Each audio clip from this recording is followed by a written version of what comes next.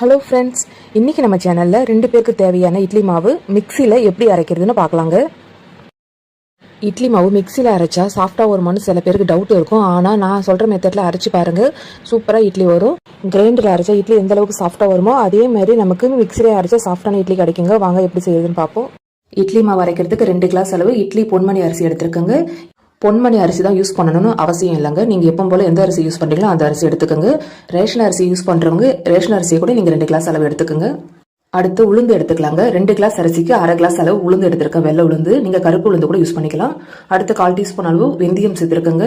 இப்போ அரிசியும் உளுந்தையும் நல்லா கழுவி எடுத்துக்கலாங்க. அரிசியை ஒரு 3 தடவை கழுவிக்கிங்க. உளுந்தை வந்து ஒரு 2 தடவை மட்டும் கழுவிக்கிங்க. வெள்ளை உளுந்து எடுத்திங்கன்னா அதிக தடவை கழுவக்கூடாது, ஒரு 2 தடவை கழுவினா போதுங்க. உளுந்து மாவு சரியாக காணாது. இப்போ அரிசியும் உளுந்து நல்லா கழுவி எடுத்தாச்சுங்க. இப்போ இதை வந்து ஒரு 2 மணி நேரம் ஊற விட்டுருவோம். உளுந்து வந்து வெளியே வச்சு ஊற வைக்கக்கூடாது, ஃப்ரிட்ஜில் தான் வைக்கணும். அரிசியை வந்து வெளியே வச்சு ஊற வச்சுக்கோங்க. இப்போ வந்து உளுந்தை வந்து நம்ம ஃப்ரிட்ஜில் வச்சு ஊற வச்சுக்கலாம். அரிசியை வெளியே வச்சு ஊற வச்சுக்கோங்க, ஃப்ரிட்ஜில் வச்சிடலாம். உளுந்தை வெளியே வச்சு ஊற வைக்கிறதோட ஃப்ரிட்ஜில் வச்சு ஊற வச்சு பாருங்கள். மாவு அரைக்கும் போது உளுத்த மாவு நல்லா அதிகமாக நல்லா பூத்துக்கிட்டு கிடைக்கும். இப்போ உளுந்து நல்லா ஊறிடுச்சு பாருங்கள். எப்போவுமே நம்ம வந்து இட்லி மாவு அரைக்கும் போது ஃபஸ்ட்டு உளுத்த மாவு அரைச்ச பிறகு தான் நம்ம அரிசி அரைக்கணும். அப்போ தான் உளுந்து மாவு நல்லா உபரி ஆகி நல்லா அதிகமாக கிடைக்கும். ஃபஸ்ட்டு நம்ம உளுத்த மாவு அரைச்சி எடுத்துக்கலாங்க. உளுந்து ஊற வச்ச தண்ணியை ஒரு கிண்ணத்தில் ஊற்றிக்கிங்க. கண்டிப்பாக இது மாவு அரைக்கும் போது கொஞ்சம் கொஞ்சமாக தெளிச்சு அரைக்கணும், அப்போ தான் நல்லா உளுத்த மாவு காணும். இப்போ ஊற வச்ச உளுந்து நம்ம மிக்ஸி ஜாரில் சேர்த்துக்கலாங்க. தண்ணி வந்து அதிகமாக சேர்த்து அரைக்கக்கூடாது. பாருங்கள், ஒரு 1/4 டம்ளர் அளவு தான் நான் தண்ணி சேர்த்துருக்கேன். அந்த தண்ணியை மட்டும் சேர்த்துக்குங்க. மீதி இருக்கிற தண்ணி வந்து நம்ம வந்து கொஞ்சம் கொஞ்சமாக சேர்த்து அரைக்கணும். இப்போ மிக்ஸி ஜாரை மூடி வந்து ஒரு நல்ல ஒரு பல்ஸ் விட்டு எடுத்துக்கலாங்க. இது வந்து நம்ம ஒரே டைமில் தண்ணி ஊற்றி அரைக்கக்கூடாது, கொஞ்சம் கொஞ்சமாக தான் தண்ணி தெளித்து நல்லா மாவு அரைக்கணும். அப்போ தான் நல்லா மாவு நல்லா பூத்துக்கிட்டு அதிகமாக கிடைக்குங்க. இப்போ நம்ம சட்னிக்கு ஒரு 2 மினிட்ஸ் நல்லா அரைப்போம் பாருங்கள், அந்தமாரி நல்லா அரைச்சி எடுத்துக்கலாங்க. இப்போ நான் ஓப்பன் பண்ணி காட்டுறேன் பாருங்கள் நல்லா கெட்டியாக எந்த அளவுக்கு நல்லா திக்காக கிடைச்சிருக்குன்னு. மறுபடியும் ஒரு 1/4 கிளாஸ் அளவு நம்ம அந்த ஐஸ் வாட்டர் தண்ணி சேர்த்துக்கலாங்க. மறுபடியும் ஒரு 2 மினிட்ஸ் நல்லா ஓட்டி எடுத்துக்குங்க. 2 மினிட்ஸ்க்கு ஒரு நடை மிக்ஸி ஜார் நிறுத்திட்டு ஐஸ் வாட்டர் சேர்த்து இதுமாரி கொஞ்சம் கொஞ்சமாக மாவு தண்ணி தெளித்து நல்லா அரைச்சி பாருங்கள். மாவு வந்து நல்லா பூத்துக்கிட்டு அதிகமாக கிடைக்கும் பாருங்கள். இப்போ நம்ம 3வது நடை ஐஸ் வாட்டர் சேர்க்குறோங்க, கொஞ்சமாக தான் சேர்க்குறோம். மறுபடியும் ஒரு 2 மினிட்ஸ் நல்லா அரைச்சி எடுத்துக்கலாம். ஒரே டைமில் தண்ணி சேர்த்து அரைக்கக்கூடாதுங்க. இதுமாரி 2 மினிட்ஸ்க்கு ஒரு நடை கேப்பில் இதுமாரி கொஞ்சம் கொஞ்சமாக தண்ணி தெளித்து மாவை உளுத்த மாவு அரைச்சி பாருங்கள். நல்லா மாவு உபரியாகி நல்லா பூத்துக்கிட்டே கிடைக்கும். இப்போ பாருங்கள், மாவு நல்லா கிடைச்சிருச்சிங்க. ஒரு 1/2 கிளாஸ் அளவு தான் நம்ம உளுந்து எடுத்துருந்தோம். பாருங்கள் மாவு எந்த அளவு நல்லா கிடைச்சிருக்குன்னு. இப்போ அரைச்ச உளுத்த மாவு ஒரு கிண்ணத்தில் ஊற்றிக்கலாங்க. பாருங்கள் எந்த அளவுக்கு நல்லா உளுத்த மாவு கிடைச்சிருக்கு. அடுத்து அரிசி அரைச்சி எடுத்துக்கலாம்.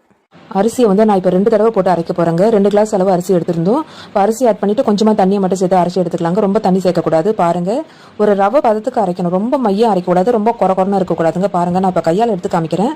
இந்த அளவுக்கு நம்ம அரைச்சி எடுத்துக்கணுங்க. இப்போ நம்ம அரைச்ச மாவு உளுந்து வடித்து அதே எண்ணத்தில் மாற்றிக்கலாங்க. 2வது தடவை நம்ம அரிசி அரைச்சி எடுத்துக்கலாங்க. அரிசி சேர்த்து கொஞ்சமாக தான் தண்ணி சேர்க்கணும், ரொம்ப தண்ணி சேர்க்கக்கூடாது.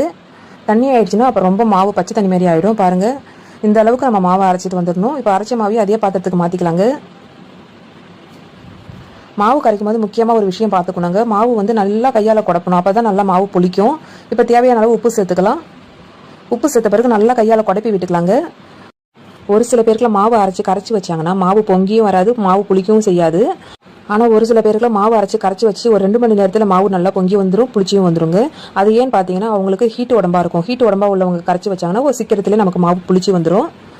கை விடாமல் ஒரு 5 நிமிஷத்துக்கு நல்லா கலந்து விடணும் மெயினாக, அப்போ தான் நல்லா மாவு புளிக்க செய்யும். ஒரு 5 நிமிஷத்துக்கு நல்லா கை விடாமல் அது மாதிரி கலந்து விட்டுக்கிட்டே இருங்க, அப்போ தான் நல்லா மாவு புளிக்கும், நல்லா பொங்கியும் வரும். நல்லா மாவு கரைச்சி விட்டாச்சுங்க. இப்போ நல்லா வழிச்சு விட்டுடலாம். ஒரு 2 கிளாஸ் அளவு தான் அரிசி எடுத்துருந்தோம் பாருங்கள். ஒரு 4 பேர் அளவு கரெக்டாக சாப்பிட்லாம், அந்த அளவுக்கு நல்லா மாவு காணிருக்கு. இப்போ நம்ம ஒரு தட்டு போட்டு மூடிடலாங்க. இப்போ நைட்டு நம்ம கரைச்சி வைக்கிறோம். இப்போ காலையில் பார்க்கலாம் எந்த அளவுக்கு மாவு நல்லா புளிச்சு வந்திருக்குன்னு. இப்போ காலையில் ஓப்பன் பண்ணி பார்க்குறேங்க. பாருங்கள், ஒரு கரண்டியால் எடுத்து காமிக்கிறேன் மாவு எந்த அளவுக்கு நல்லா பொங்கி புளிச்சு வந்திருக்குன்னு. இந்தமாரி இருக்கணும் மாவு அரைச்சிங்கன்னா, அப்போ தான் இட்லி தோசைக்கெலாம் நல்லா இருக்குங்க. மாவு புளிக்காமல் நம்ம ஊற்றுனீங்கன்னா மாவு வந்து அந்த அளவுக்கு டேஸ்ட்டாக இருக்காது. இதுமாரி புளிச்சு வந்து நம்ம இட்லி ஊற்றும் போது தான் ஒரு டேஸ்ட்டை கொடுக்கும் இட்லி. இப்போ நல்லா கலந்து விட்டுக்குங்க. கலந்து விட்ட பிறகு நம்ம இட்லி ஊற்றிக்கலாம். இட்லி பாத்திரத்தில் தேவையான அளவு தண்ணி ஊற்றிக்கலாங்க. இன்றைக்கி நம்ம துணி போடாமல் தான் இட்லி ஊற்ற போகிறோம். கொஞ்சமாக வந்து ஆயில் அப்ளை பண்ணிக்கலாங்க. ஆயில் அப்ளை பண்ணியாச்சு. இப்போ மாவு எடுத்து ஊற்றிக்கலாம். பாருங்கள் எந்த அளவுக்கு நல்லா திக்காக கெட்டியாக இருக்கணும் மாவுன்னு. இப்போ அடுத்த தட்டிலே மாவு ஊற்றிக்கலாங்க. இட்லி வைக்கிறதுக்கு ரொம்ப நேரம் எடுத்துக்காதுங்க, ஒரு 10 நிமிஷம் தான் ஆகும். 10 நிமிஷம் கழித்து ஓப்பன் பண்ணி பார்க்கலாம். பாருங்கள் எந்த அளவுக்கு நமக்கு இட்லி கிடச்சிருக்கு. இப்போ சுற்றியும் கொஞ்சமாக தண்ணி தெளிச்சிக்கலாங்க. இப்போ கையால் தொட்டு பாருங்கள், நமக்கு வந்து கையில் ஒட்டாமல் வரணும். அப்படி சப்போஸ் டவுட்டாக இருந்துச்சுன்னா இதுமாதிரி நைஃப் கத்தியால் குத்தி பாருங்கள். அந்த கத்தியில் கொஞ்சம் கூட மாவு இருக்கக்கூடாது. இட்லி வந்துருச்சு இல்லையான்னு செக் பண்ணுறதுக்கு இந்த மெத்தட் ட்ரை பண்ணி பாருங்கள்.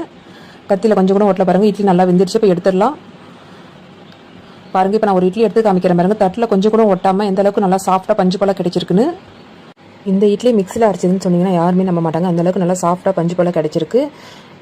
இந்த வீடியோ உங்களுக்கு பிடிக்கும்னு நினைக்கிறேங்க. பிடிச்சிருந்தால் லைக் பண்ணுங்கள், ஷேர் பண்ணுங்கள், கமெண்ட் பண்ணுங்கள். மறக்காமல் நம்ம சேனலை சப்ஸ்கிரைப் பண்ணுங்கள். தேங்க்யூ.